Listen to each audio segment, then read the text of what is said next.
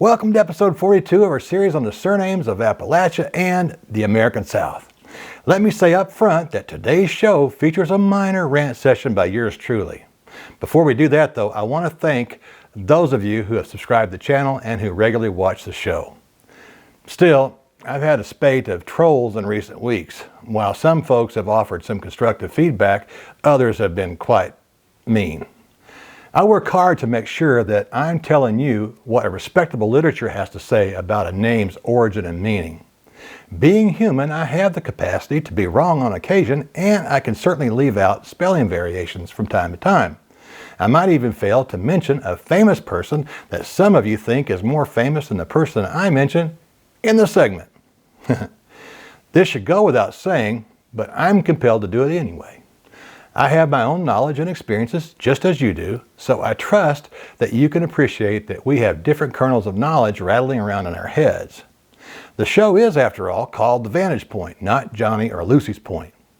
Obviously, I find comments like this one particularly worthy of mentioning.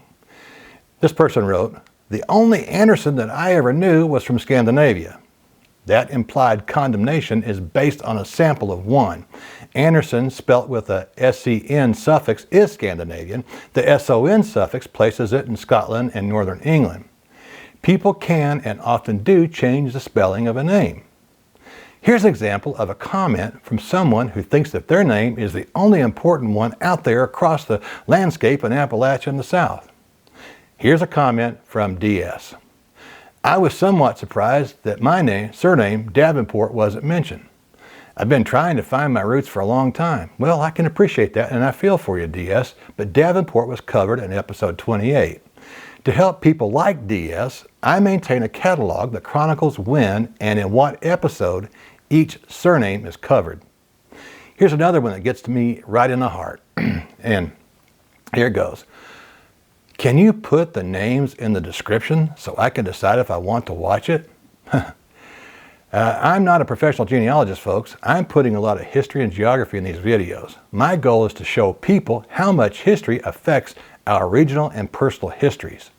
If all you want is specific information on your surname and not interested in watching other names being discussed or the historical context explained in them, I can appreciate that. But here's a suggestion for you. Go online to Amazon or your favorite bookstore and buy some books. For those of you who enjoy the show, let's get started. Number 1, Mayberry. When you see, read, or hear the name Mayberry, do images of a plain courthouse with a bumbling deputy and a casually dressed sheriff sitting behind a desk come to mind? I can also see a pudgy fellow named Otis Campbell staggering into the jail cell to sleep off a night trying to forget the CNN political news he watched 3 hours earlier. The surname Mayberry is an Old English family name that meant national hill, so it's a locational name. The problem is that there's a Mayberry in Sussex, England, and a Mayberry that sits on the western edge of Edinburgh. However, it's not found among the common Scottish names, according to George Fraser Black. Besides England, MacLeisic says that it's common in County Kerry in Ireland. The Mayberry spelling is, well, like the city of Mayberry, North Carolina with the E-R-R-Y, is more common in Ulster than it is the rest of Ireland.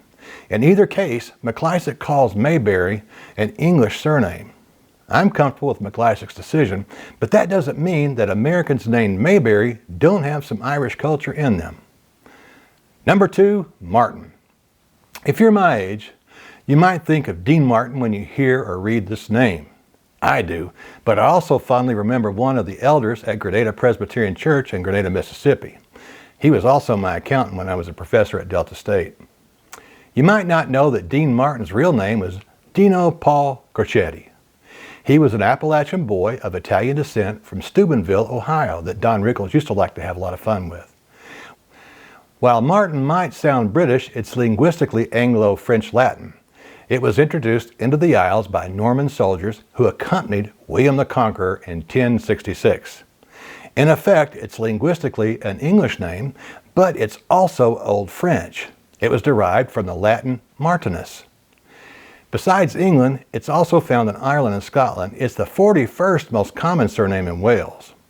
On May 1st, 1169, hordes of Anglo-Norman mercenaries invaded Ireland at the behest of ousted King Dermot MacMurrough.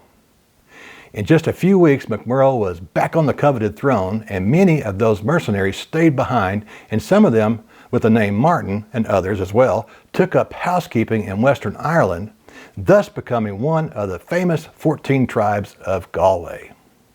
Given its diffusion about the Isles, I think you'll need a paper trail to find the location of your surname. Number 2, Griffin. This surname is English, but it's taken from Latin and Welsh. It means ruddy complexion. It may sound like another way of saying or writing Griffith, but according to Black, linguistically, it's an English version of the Welsh personal name Griffith. Harrison doesn't make that distinction, so I'll treat Griffin and Griffith as two distinct surnames. In just a minute, that will make more sense. George Fraser Black points out that Griffin shows up in the Scottish records as early as 1226. However, it doesn't seem to be widely distributed throughout the Bonnie Land. In Ireland, the water surrounding Griffin is a bit muddier. The Irish form of Griffey has been nearly superseded by Griffin. McClysick does point out that some of the Irish Griffins are descended from Welsh immigrants. I think one would need a paper trail to track down the origin of your line of Griffin. A Y chromosome DNA test will not be of much help for you, though, I'm afraid, in this situation, because about 50 to 70% of men in Wales and Scotland and Ireland have the same R1b-L21 haplogroup. Western England is not too far behind at 40%. The next name, Midkiff.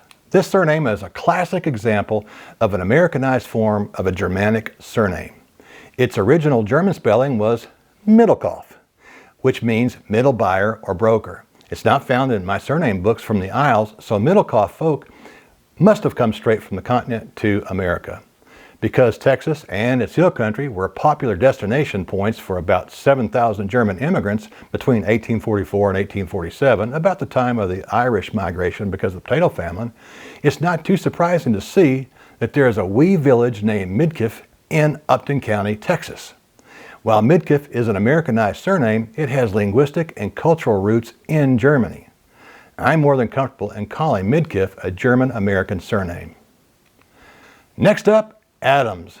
Well, Adam, as you probably know, is a Hebrew name for the first human in God's plan of creation. With Jews, Christians, and Muslims numbering about half the world's population, forms of Adams, the son of Adam, have spread throughout much of the planet. With that said, though, Adams is most common in northwestern Germany, the English Midlands, Scotland, and Wales. It's also well known in Ireland, so a paper trail would be necessary to locate the origin of your line of Adams. Well, folks, I'm not feeling too good today, so that's about all I have for you in this episode. If demand warrants it, I'll be back soon with episode 43 of our series on the surnames of Appalachia and the American South. Until then, I hope the good Lord smiles on you and yours. Bye-bye.